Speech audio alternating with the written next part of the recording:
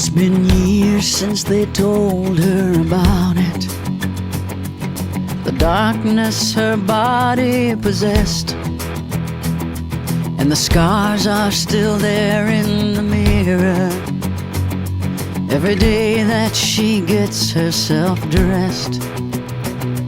Though the pain is miles and miles behind her, and the fear is now a docile beast, if you ask her why she is still running, she'll tell you it makes her complete. I run for hope, I run to feel, I run for the truth, for all that is real.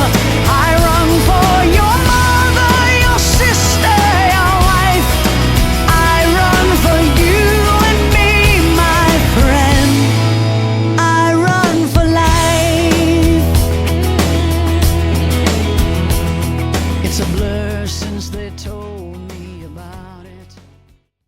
Now starts the speeches, so I would like to have some welcome remarks from our MLA, Michel Samson.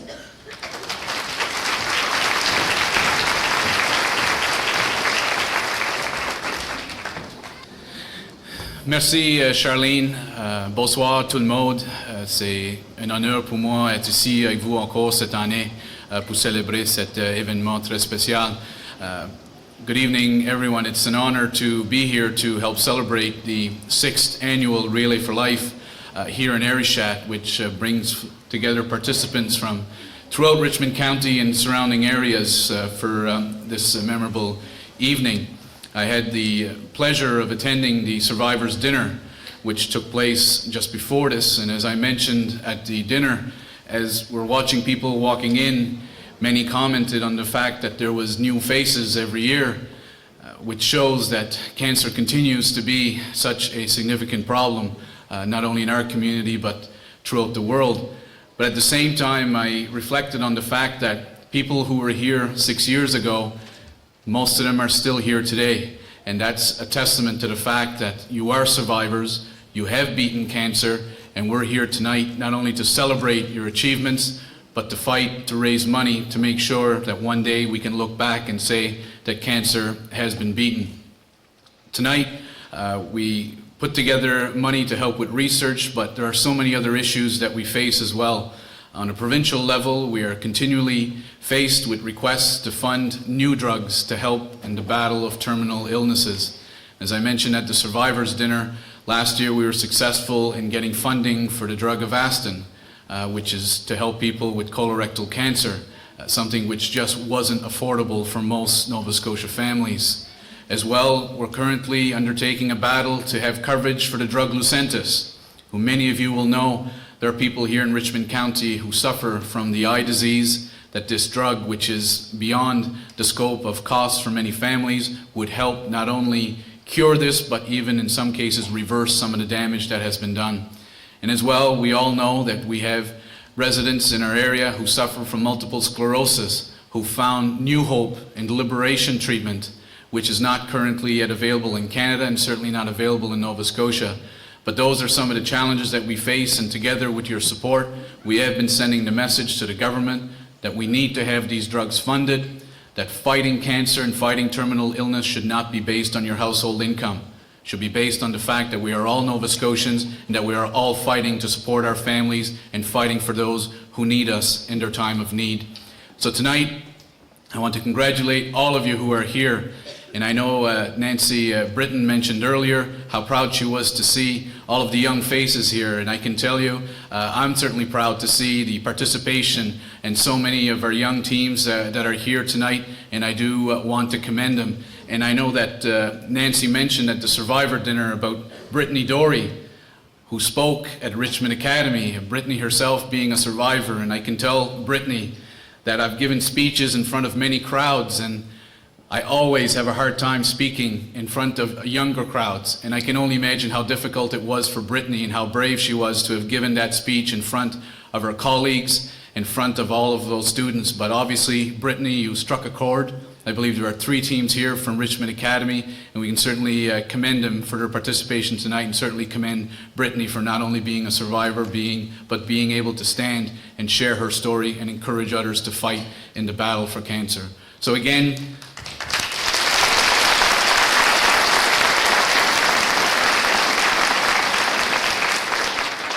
as the motto of this year's relay says, we're here to celebrate, we're here to remember, and we're here to fight back. And I'm proud to be able to be a part of that, and look forward to seeing many of you on the track tonight, and hopefully we can raise lots of money so we can put that towards research. And as I said before, I do hope that one day we can come back here and celebrate the fact that because of what we've done here, because of what we've done for the last 6 years, that cancer will finally have been beaten once and for all. Merci beaucoup.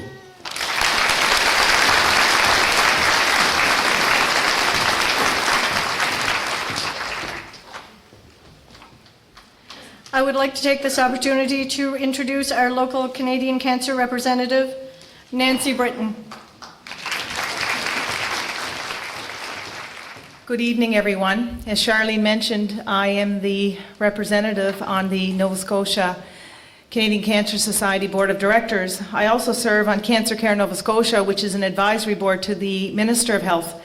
And as I was saying at the Survivor dinner, that's also a very important board, because anything that you see happening in the province of Nova Scotia in regards to cancer come directly from Cancer Care Nova Scotia. So I sort of, in a way, often wear 2 hats, but tonight I definitely am, first and foremost, your representative with the Canadian Cancer Society. Relay for Life is more than a fundraiser. It is a celebration of survival to pay tribute to those who have survived cancer and to those who have lost their battle. It is our opportunity this evening to fight back. Relay for Life is the largest cancer event on the planet. This year there will be 25 Relay for Life across Nova Scotia. Nova Scotians coming together, and there are indeed over 500 relays across Canada.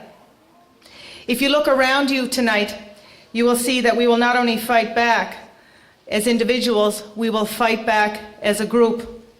Tonight, we are all cancer fighters.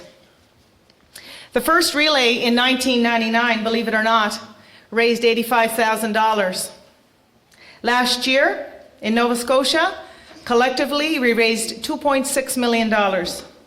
In Canada, we raised $52.6 million. Research is making a difference. If you were diagnosed with cancer in the 1960s, 1 out of every 3 people would have made it. Now, in 2010, you have a 62% chance of surviving. Thus, you see all the awesome yellow shirts down here in the front seats. My message for you this evening is get screened. Take advantage of the colorectal screening program. Some of you may have received an envelope in the mail from Cancer Care Nova Scotia. Please, fill the kit, send it back. Get your mammogram, get your pap smear. If you feel a change in your body, go see your family doctor. Eat healthily. Lose weight. Run. Walk. Do whatever exercise you enjoy. But please, get screened. Tonight, again, we celebrate everyone here. We celebrate especially the people we have lost. I know in my family, we have lost so many people, it would take me most of the evening to tell you about them. Before I finish my opening comments, we have 3 very special awards this evening. The first one, I want to tell you a little story about a very special little girl that Michel alluded to. I told the survivors that at the Survivor dinner, it was a sea of yellow, but one particular person in that audience shone a little brighter for me. A few months ago, Richard McIntosh and I, Richard is the district coordinator, we met and we talked about relaying, we talked about what's going on in the community and so forth. And I said, you know, Richard, as a high school teacher, 21 years as a teacher, I feel we need to involve more youth. So Richard said, well, I'll come to the high school and I'll organize an event. So he met with the administration, they gave us full permission, and when Richard and I met again, I said, you know what, Richard? I said, high school students don't want to listen to me as a teacher, and they don't want to listen to you as an adult. They want to listen to a youth. So I met Brittany Doré in the hallway, and I spoke with her, and I asked her if she would tell her story. She agreed. And on the day she came to the podium to tell her story, she told it to the entire student body of Richmond Academy. It was an extremely emotional event. And because of that, we were able to sign up 3 extra teams from Richmond Academy, because after her presentation, everyone ran up and wanted a registration form. And there are a lot of youth here tonight, I'm sure, from Richmond Academy, from Beau-Port, university students.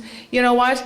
We have a great future, because without the youth, our labors will not come to fruition. And as Michel said, I hope one day we can stand here in my lifetime and say, you know what? We don't have to raise money anymore for cancer because we found a cure. Without further ado, I just want to step back and read something to you.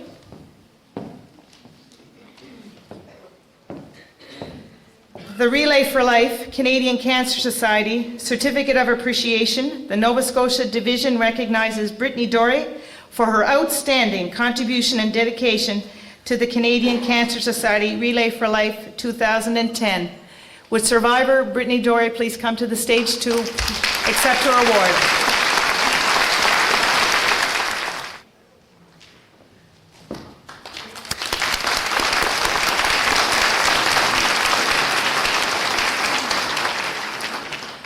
I have more good news. Richmond County, May 1st, was a very important date, because Richmond County was represented in Halifax by 2 individuals who won national awards, and they'll be very familiar to you. Our first national award is being presented to a very special lady from Rocky Bay. She is one who understands how important it is to support people during their cancer journey.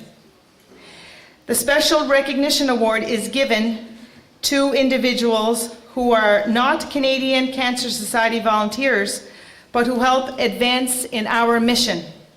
With love and devotion, Joan Bone spent countless hours crocheting necklaces of hope.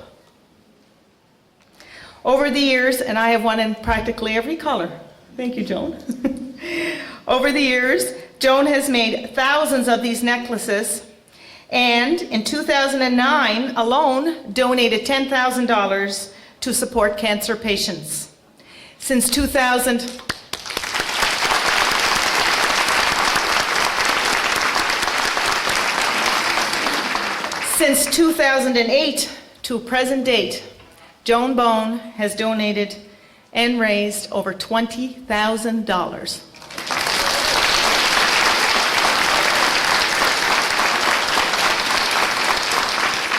She has dispersed that money to the Canadian Cancer Society, to local hospital foundations, and has made gifts of gas cards or Tim Horton cards and necklaces directly to cancer patients and their families. In recognition of her tireless efforts to bring hope to people touched by cancer, it is my pleasure to present a living angel, Joan Bone, with the Canadian Cancer Society's National Special Recognition Award.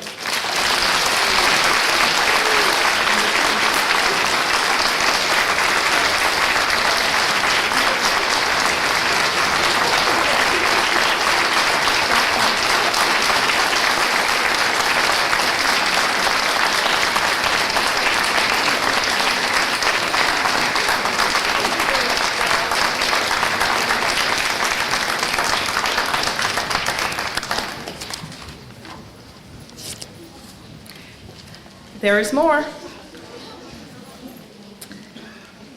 Our second national award. The Honorary Life Membership is the Senior National Award for individual volunteers within the Canadian Cancer Society. David Samson from Louisdale is this year's honoree. The Honorary Life Membership recognizes volunteers whose contributions has been extensive, has covered a lengthy period of time, and haven't had an impact at the national level or that is pan-Canadian. This gentleman from Louisdale highly values any opportunity to connect with the Canadian Cancer Society Nova Scotia Division constituents and did that by taking part in the Patient Family Conference, Camp Good Time Anniversary, Volunteer Conference, and many meetings with volunteers. He began his work with the Canadian Cancer Society as a member of the Nova Scotia Division Board in 2003, has held the position of board president, and has served on National Council. His experience and direction was instrumental in improving the effectiveness of the Nova Scotia Division Board of Directors.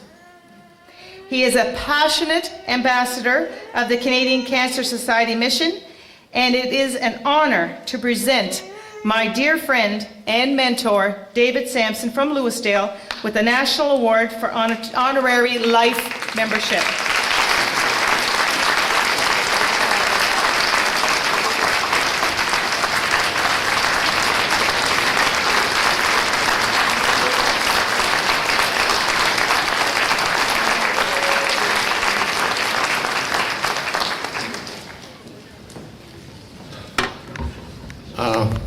Just before this started, Nancy said, you have to say a few words. I'm deeply honored. This is a great honor for me. And I want to thank the Society. And Nancy mentioned a statistic. In I think it was 1940, if you were diagnosed, you had a 30% chance of surviving. Today, if you're diagnosed, you have a 62% chance of surviving. And this is due in large measure to people like you, people, other Nova Scotians and Canadians, and all over the world, really, involved in raising money for research, because that's where it's at. I'd like to just tell you a little poem, or share with you a poem. This is about Muhammad Ali. Muhammad Ali was a great boxer, and he was the champion of the world at this particular time. And Muhammad Ali was invited to give the keynote address to the graduating class at Harvard University. There were 2,000 graduates that day, and the best minds, the best teachers, the best scientists, the best business people were in that graduating class that day. Muhammad Ali, I think, had not finished grade 8.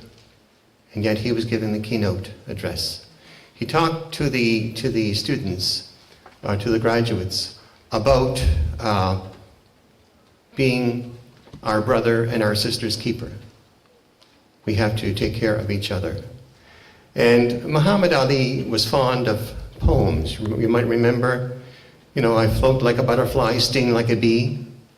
He was famous for that poem. And as he was leaving the stage, he got a standing ovation. And then some of the graduates in the front seat said, Muhammad, give us a poem. Give us a poem. And this poem is the shortest poem ever written. It's 2 words. And yet it captures the fight that we're all involved in against cancer, and how this fight has to take place. So as he was leaving the stage, he was about halfway off, and he stopped. He looked at the audience, and he said in a very loud voice, me, we. And that's what it's all about. Thank you.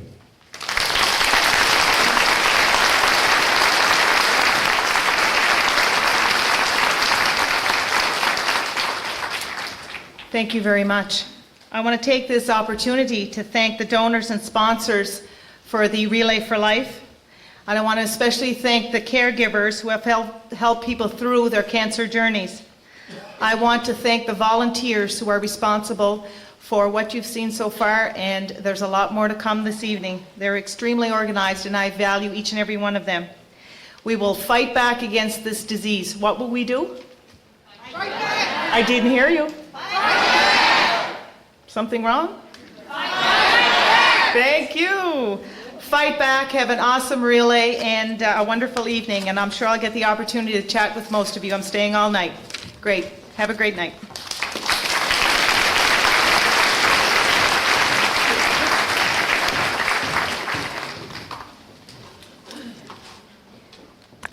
Every year we have a survivor tell us her story. This year is no exception. I would like to introduce Marie Forgeron.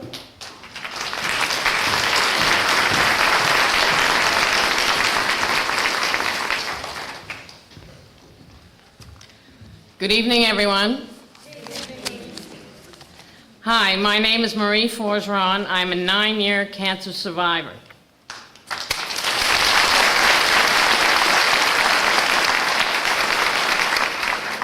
After having my 4th child at 40 years old with my mother struggling with non-Hodgkin's lymphoma, I noticed a small lump in my right breast, about the size of a pea.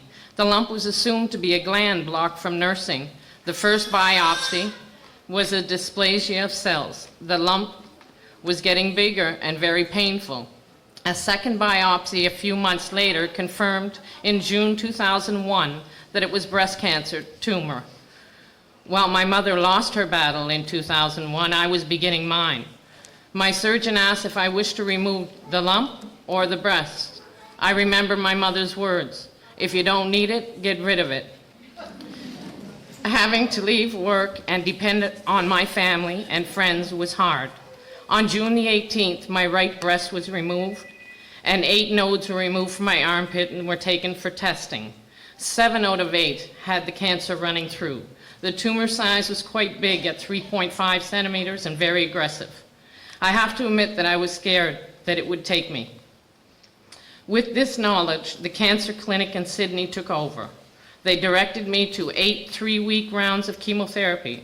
The cancer center, with their angels for nurses and gods for doctors, estimated a 5-year, 65% chance of survival. This was a very low time in my life. I remember trying to write my will and looking at my 2-year-old and wondering if I'd see her start school. The looks on all my children's faces made me even more determined to fight. I did not want to give up. But at 170 pounds, white and hairless, it was hard to go on. I started a radiation schedule for 25 sessions, which took about 5 weeks. I stayed in Whitney Pier during this period of time, leaving the 4 children with their father. The burns and blisters were hard to endure, but I started to mend. Going to the woods during the summer and the beach during the rest of the year, collecting beach glass, was my therapy to God, helping make my mind complete. Cancer cells dropped and I started to feel better. I went back to work slowly. By 2003, I started to experience dizzy spells and weakness. Bone and CAT scans revealed cancer was back. It had gone to the bone.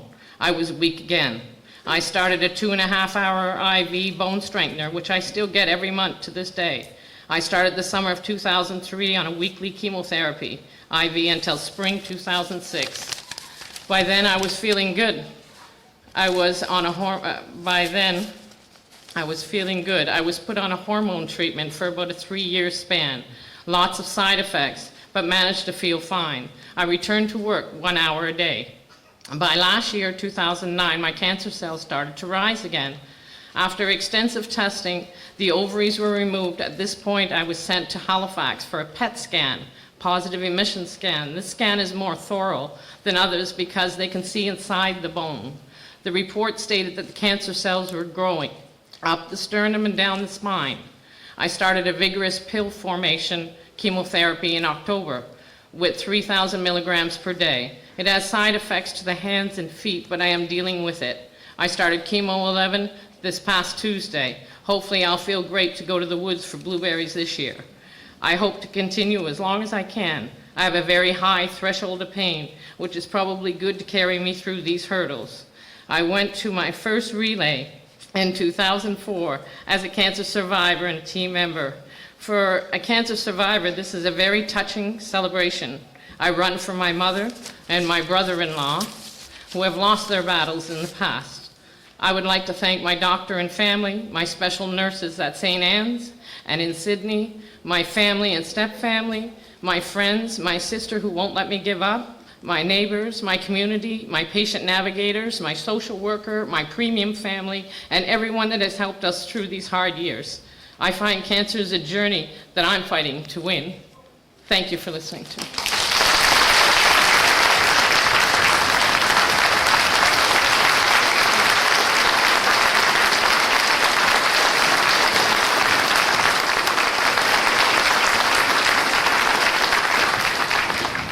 I knew she was going to make me cry. She does it every time. And I had already heard the speech, so that's not good. We have a second survivor this year who wanted to say a few words, and I'm not one to say no, so Patricia Poirier would like to say a few words to us about her struggle.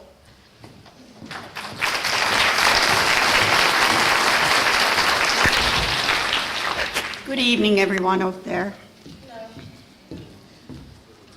My name is Patricia Poirier. I'm from Lewisdale. I'm a former Heligonian, but when I married my husband 55 years ago, he said, "Now you're coming to Lewisdale, and I want you to know you're a miracle." So I said, okay, whatever that means, but I just love them, and I gotta say that I love Cape Breton.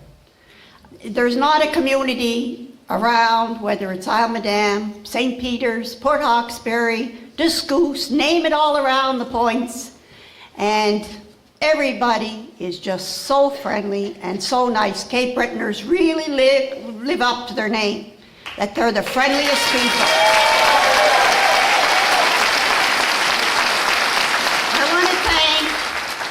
Say a thank you to all the sponsors, volunteers, relay teams, of which my daughter is in, and will be running for me, for her father, and for her mother-in-law, and all the other teams that will be running for different ones, living and passed on. And I want to thank them for that, and in their honor and memory for us. The wonderful dinner that we all had, and for anyone who has anything to do with this year's relay.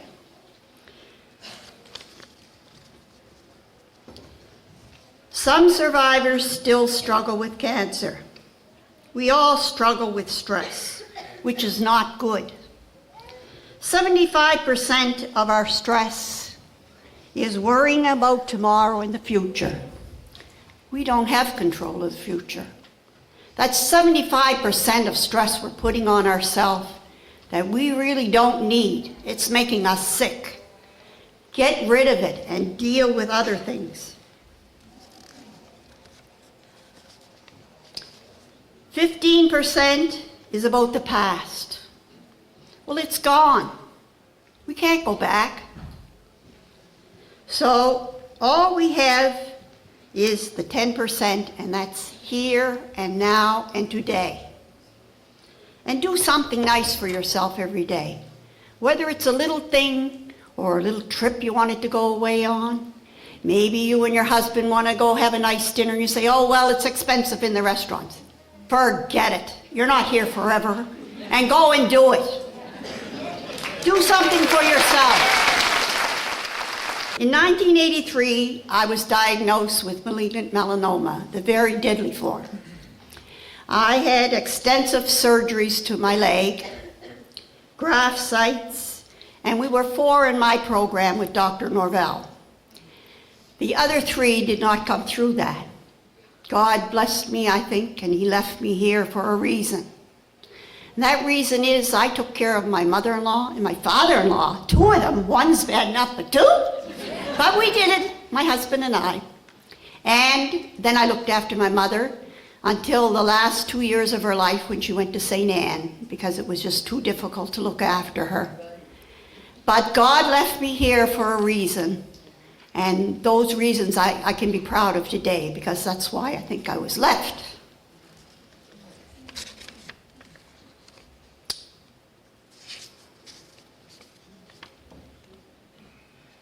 And I also had ovarian cancer in 1984. And I had a hysterectomy, a very extensive hysterectomy, if that's what you can call it. And Dr. Saxon called me to his office. I had my checkup. He said, everything's fine. I go home. The next day I get a call, come back to my office. I said, what? I was just there yesterday. He said, no, but we have to talk serious. I said, serious? Oh, don't like that. So I took my oldest daughter, Deborah, she's a nurse at St. Anne, and we went to Antigonish. Dr. Saxon says, I want to shake the hand of one of the luckiest ladies. I said, uh-oh, you're saying lucky anyway. So he said, you know, we didn't even tag the ovary when it came out, your left ovary. But he said, you know, I was in surgery. He said, you know, I've heard of divine intervention, but he said, it came. Because he said, I was ready to do the surgery, and I was leaving your left ovary, because I figure it was good for your hormones. And so he said, in the surgery, the first thing is little voice in the back. No, you take that left ovary out. He said, I just kept on going with my surgery. Then the first thing, the second time, you take that left ovary out. He said, boy, gee, he said, I said, well, she's not going to have any more children in her life anyway. She's over 44, so I will. Well, he said, my surprise when that came back and they sliced open that left ovary. The cancer was still contained, but it was in the left ovary. And it would not have been a very nice picture for you in the future, very short future. So, God's still working on my part, I think.